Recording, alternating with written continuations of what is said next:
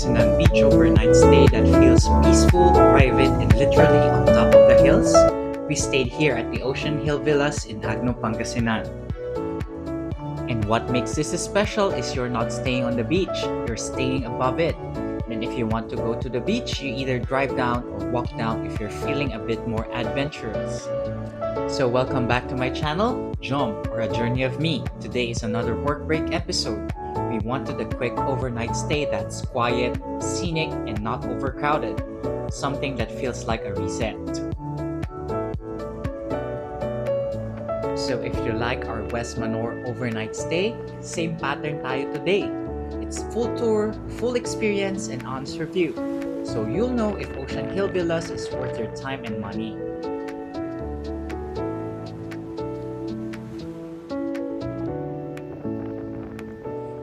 And because summer's just sitting around the corner, here we are starting to get some of the best summer destinations you can visit up north.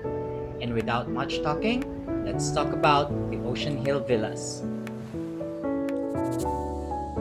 The Oceanhill Villas is located in Agno, Pangasinan. This is just 2 to 2.5 hours away from Dagupan City, where most of the bus terminals are at. It's best if you go by car because you'll be traveling through highways than province roads. From our place, which is Manawag, this vacation spot is 3 hours at max for travel. It depends on the traffic situation. So we started our journey in the morning. On the way, you'll feel the vibe change from city mode to province mode. The roads get quieter and you start seeing more trees, more open land, and that relaxed energy. Yung stress mo parang unti-unting nawawala habang palayo ka sa trabaho. Just like our usual family outing routine down the western side of Pangasinan, we always make sure to take a stop at this fish market in Labrador and Swal boundary. This is a great stop where you can buy fresh seafoods and other things that you might need on your beach break. This is also a good marker that you are halfway through the destination. So from this point, this is just an hour and a half away from Agno, Pangasinan.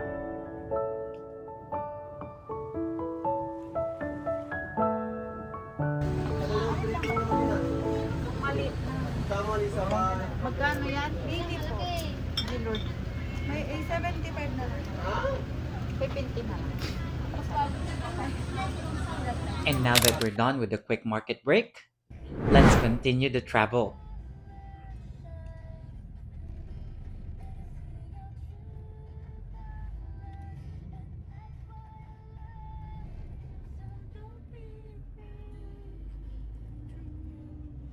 Oh, Besha, ang laki naman ng gamit mong device. Before reaching the location, here's a quick trivia about our destination. Agno, Pangasinan is home to the Agno River, which is one of the longest and most important rivers in Luzon. It stretches about 270 kilometers from the mountains of Benguet down to the Lingayen Gulf in Pangasinan. So imagine, from the mountains of Benguet down to the coasts of western Pangasinan, Agno River is flowing while giving life to different towns.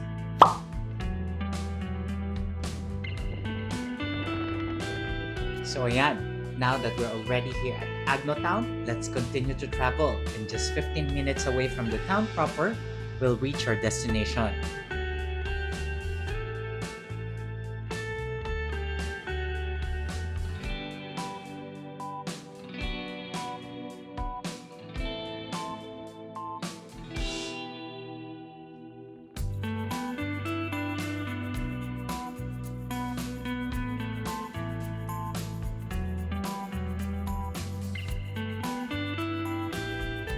And before we continue, make sure to like the video, subscribe to my channel, and drop some comments below. So, Oceanhill Villa also sits on top of the Abagatanen Beach, which is also famous since it stretches with different rock formations, especially the Umbrella Rock. The Umbrella Rock could also be one of the side trips that you can do when visiting Oceanhill Villas.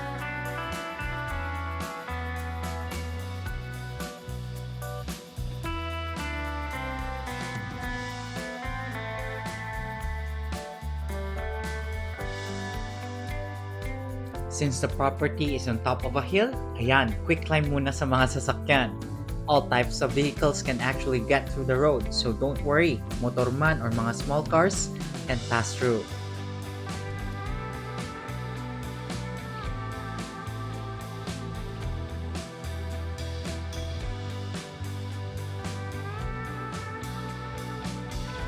And finally, after 3 hours of travel, finally we're here.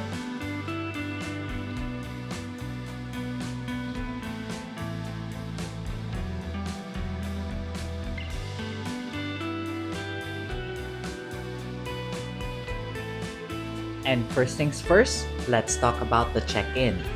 Check-in was smooth, staff were accommodating, and they gave us the important details. The vibe was welcoming, so you don't feel rushed.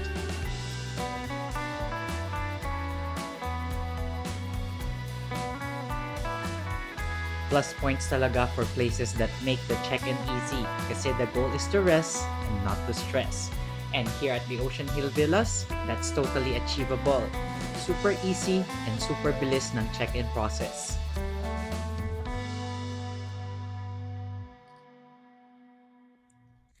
And okay, now that the keys are handed over, let's do the quick tour and guide.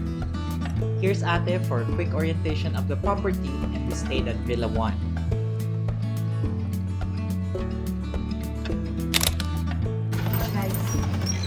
Welcome to Oceanhill Villas. Thank you po.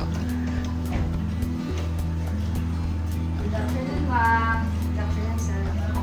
Sir, ito po yung ano, sir, yung twin sharing po for 4 packs. Meron po siyang sariling CR. Every room po, sir, meron po siyang CR. Okay. Ito po yung 2 packs. 4 packs po. Then, sir, meron dito po yung master bed for 2 packs. Oh, okay naman.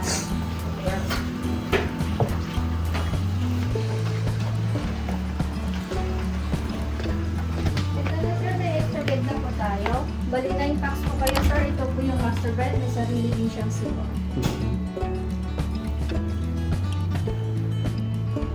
Ito, sir, kapag gusto niyo pong buksan yung pag-ano niya po, sir, blinds. Ah, okay. Nice. Naro-roll naman yan, no? Remote po siya, sir. Ito po yung Okay. manual, sir. Sarado na natin, sir. May net. Wait lang po. Sige po. Ayan. Thank you. Tapos it ay sir, ma'am.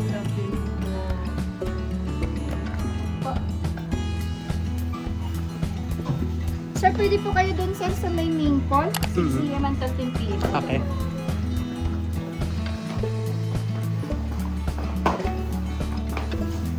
Sir, ito po yung chiller. And then ito po yung freezer. Sir, may nakaseta po dun sa may checklist niyo, sir. Meron po tayong sample glass, Oo. mags, and then spooning fork natin. Meron din tayong plate, bowl, at saka big bowl po. Thanks. Opo. Kapag gusto po nila magluto, sir, meron po tayong kitchenware dito. Okay. Ito, sir, complimentary po ito. Coffee, tapos may water na rin po tayo.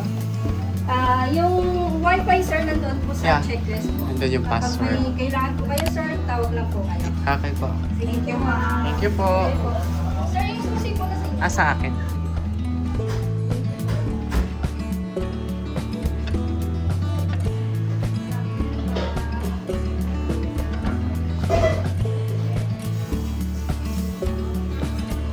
Upon arriving, the first impression is how high it is.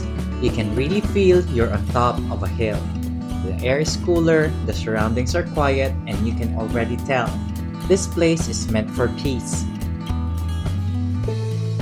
Guys, you know that feeling when you arrive somewhere and your body automatically relaxes? That's what Oceanhill Villas feels like. Our villa has that simple open layout with the essentials for an overnight stay. It has 2 bedrooms, kitchen and counter, outdoor living space, and space gardens beyond the pool. Super bougie. And you know what I like is that it feels homey but still aesthetic. It's not super fancy, but it's a kind of place where you can relax without trying so hard. Ito yung type ng villa na paghiga mo at pagstay mo, Parang automatic relax ka na.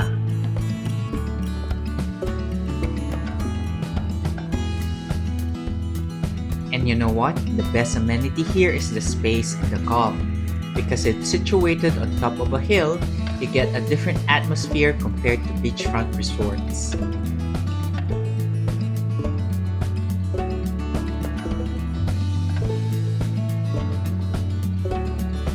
If you're that type of a person who wants a quiet stay with views, this is the kind of place you'll enjoy. And if you're working from home, there's no worries kasi kahit mahina ang data signal, there is a dedicated Wi-Fi router for each of the villas to keep you connected.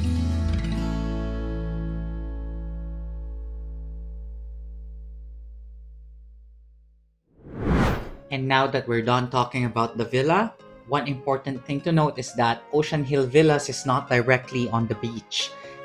Since it's on top of the hills, you don't just walk out of your room and step on the sand. If you want to go to the beach, you have two options. You can drive down using your car, or if you want to exercise, you can walk down. Kung gusto mo ng cardio, this is your moment. The walk down is doable, but just be ready because you'll feel it, especially on your way back. Yung beach day mo, naging leg day din.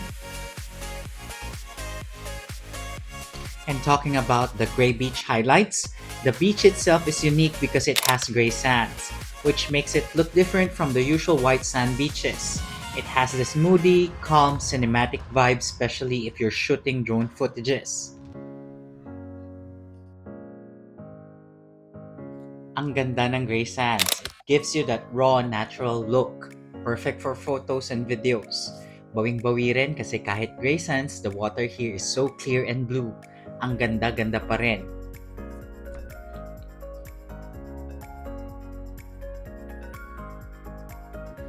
And now, let's talk about how to book the property. We booked our stay using their Facebook page, and make sure that you check Oceanhill Villas with a check mark or verified mark on it to make sure that you are transacting with the legit property. And on the Facebook page, they will give you the available options from the different villas, and for us, we chose Villa 1. Our villa has its own private pool, which is really good since it's like an infinity pool overlooking the mountains and the beach. And just like what I said earlier, you can cook your own meals in here, but they also have a restaurant with a limited menu. But since the kitchen is free and has no restrictions, why not make the most out of it, diba? Super tipid and super convenient.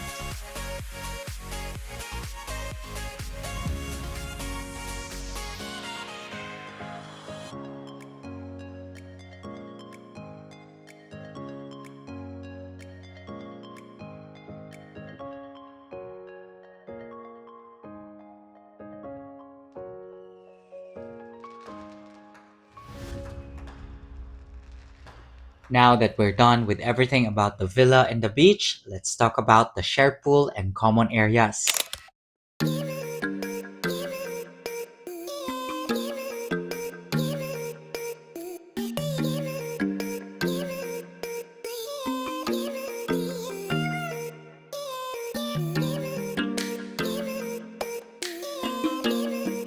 The shared pool is also a delight. It is a wide infinity pool that also is overlooking the wonderful coastline of Abagatanen Beach.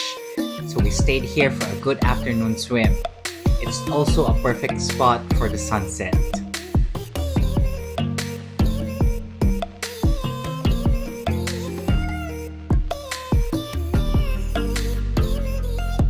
In here, I really enjoyed my morning, so as with my family, we stayed here for quite a while because you'll get to see the whole of the property, the mix of blues and greens from the mountains and the seas. Sobrang ganda, kaya nga yung mga kapamilya ko dito na ata nagstay ng mas matagal. Kasi ang sarap talagang maligo habang nakikita ang dagat, ang bundok at ang kalangitan.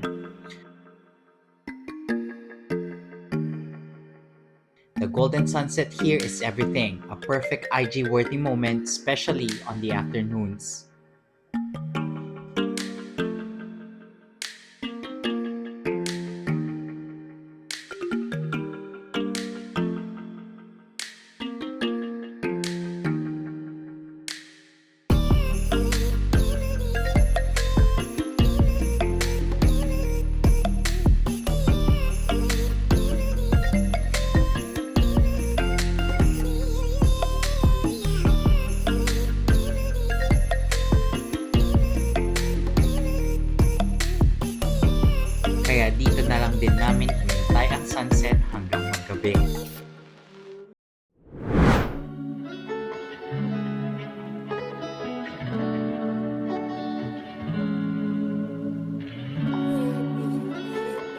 And when the sun went down, the place just got a different wonderful vibe.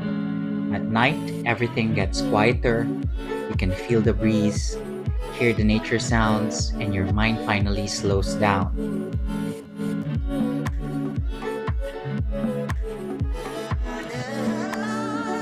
So just look at how beautiful it is with this montage.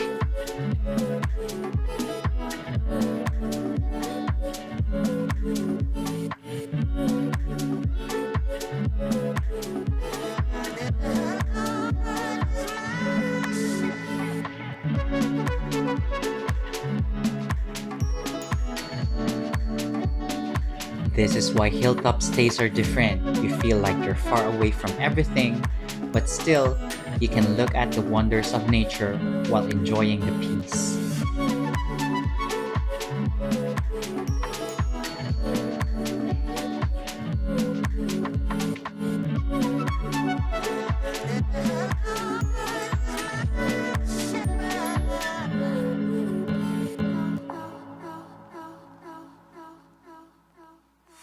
Hindi ka dito magsisisi kasi sobrang ganda pa rin tingnan ng dagat. You can also look at the different rock formations, especially kapag low tide. Marami rin dito mga pwedeng activities na gawin. Pwede kang mag-island hopping, swimming, snorkeling, and many different options. Just make sure to contact a legit bankero so that you can have the best options for your beach afternoons.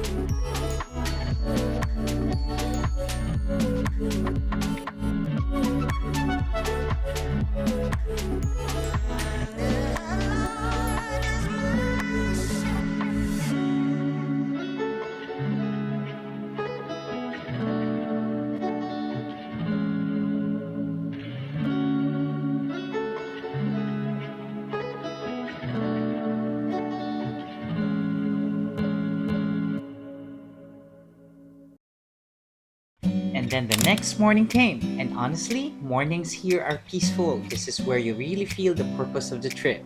You wake up slow, you breathe, you enjoy your coffee.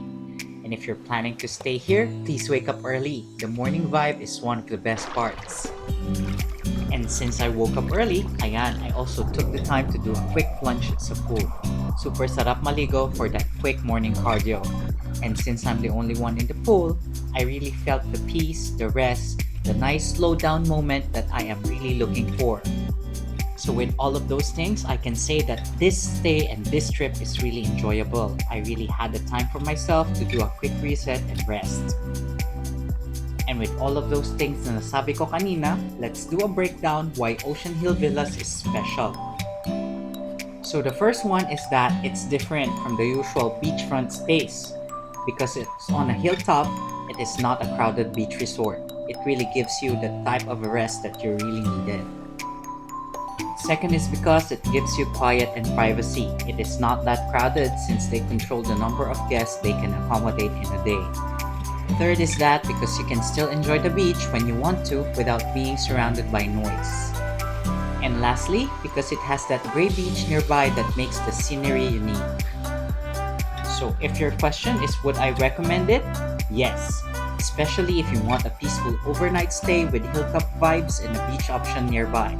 The cleanliness, 5-star. Comfort, 5 stars as well.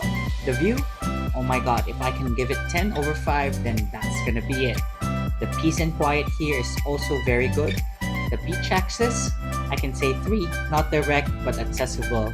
And the overall experience here is 5. And just a quick reflection, trips like this remind me that rest is not something we earn. Rest is something that we need. So thanks for watching this episode from my channel Jom, or A Journey of Me Work Break Overnight Stay episode. If you want more hidden stays like this around Pangasinan, La Union, or Benguet, or anywhere else, comment where I should go next. So don't forget to like, subscribe, and share this with someone who needs a break. See you on the next journey. Once again, this is Jom for A Journey of Me.